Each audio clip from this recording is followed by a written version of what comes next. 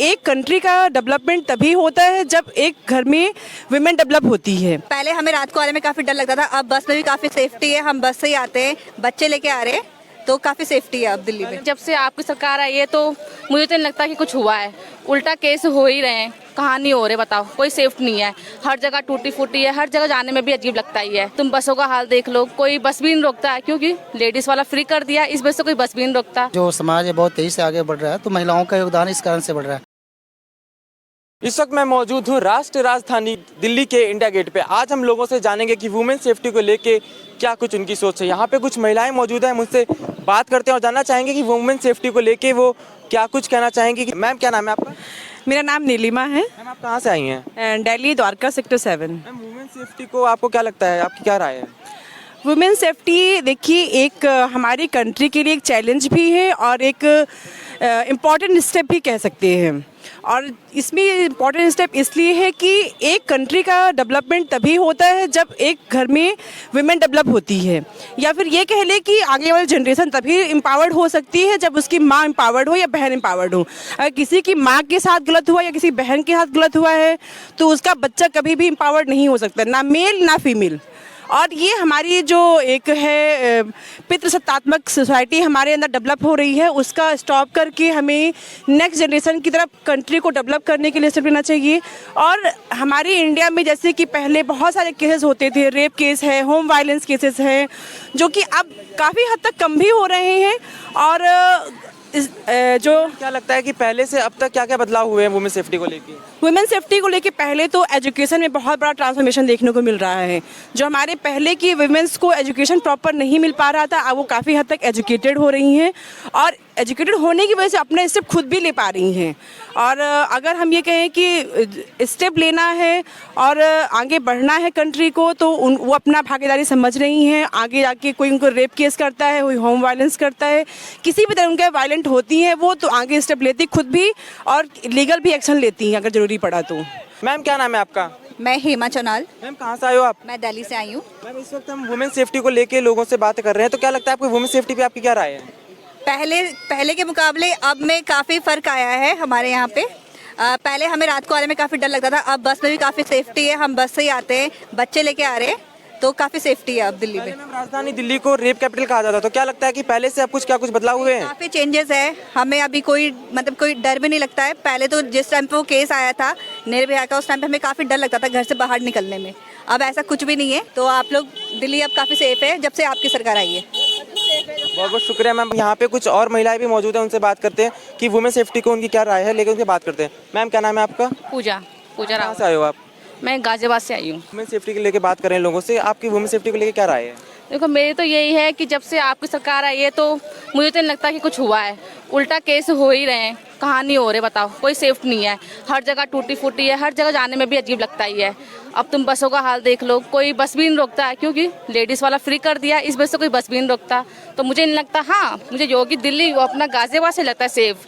पहले जो सरकार थी उसके मुताबिक अब जो योगी जी आए तो बहुत सही है। वहाँ पर डर भी नहीं लगता रात को जाने में दिल्ली। तो मुझे हमारे चैनल के माध्यम से आप सरकार को क्या अपील करना चाहेंगे? मैं तो ये बोलूँगी कि इतना होने के बाद भी सब कुछ फ्री करके लोगों ने सब फ्री में हो गया। ठीक है, फ्री में तो पता है, फ्री में तो कुछ भी नहीं है। तो अगर आप फ्री में दे रही है तो उसका भी कुछ ना कुछ लॉजिक होगा ना, इसलिए तो मुझे तो नहीं लगता कि कुछ होगा। तो जैसे कि आपने देखा कि हम वुमेन सेफ्टी को लेके बात कर रहे हैं, तो आप एक पुरुष है, क्या लगता है कि वुमेन सेफ्टी को लेके आपकी क्या राय है? देखिए समाज में आज महिलाओं का जो रेशियो है 50-50 का है, तो उनका बहुत बड़ा योगदान है। और आज जो समाज है बहुत तेज़ी से आगे बढ़ रहा है, तो महिलाओं का योगदान इस कारण से बढ़ रहा है।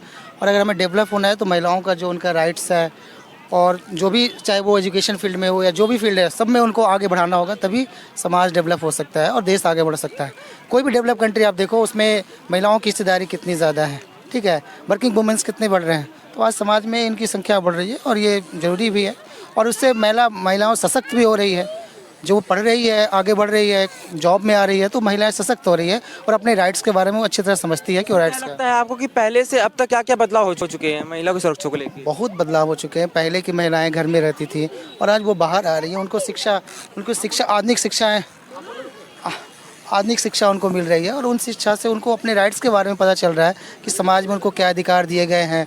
और जो हमारे स्पिरिचुअल्स राइट्स हुए उसमें भी बहुत सारे अधिकार दिए गए महिलाओं को।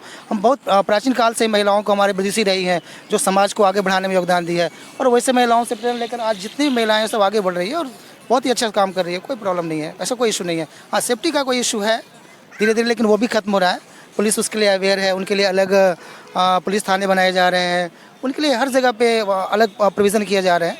तो बहुत ही अच्छा हो रहा है समाज में, महिलाओं को सेफ्टी मतलब अच्छा है, कोई दिक्कत नहीं हो रही। मुझे नहीं लगता है समाज में महिलाओं की बहुत ज़्यादा कोई समस्या हो रही है। यहाँ पे हमारे साथ बात करने के लिए कुछ और महिलाएं मौजूद हैं, उनसे बात करते हैं, जानना चाहेंगे कि वुमेन सेफ्टी को लेके उनकी क्या राय है। मैम, क्या नाम है आपका?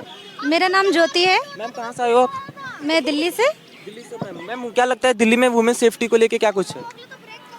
दिल्ली में वुमेन सेफ्टी को लेकर जो हेल्पलाइन चलाई गई है 1091, वो हेल्पलाइन है जहाँ पे कॉल किया जा सकता है अपनी सुरक्षा हेतु।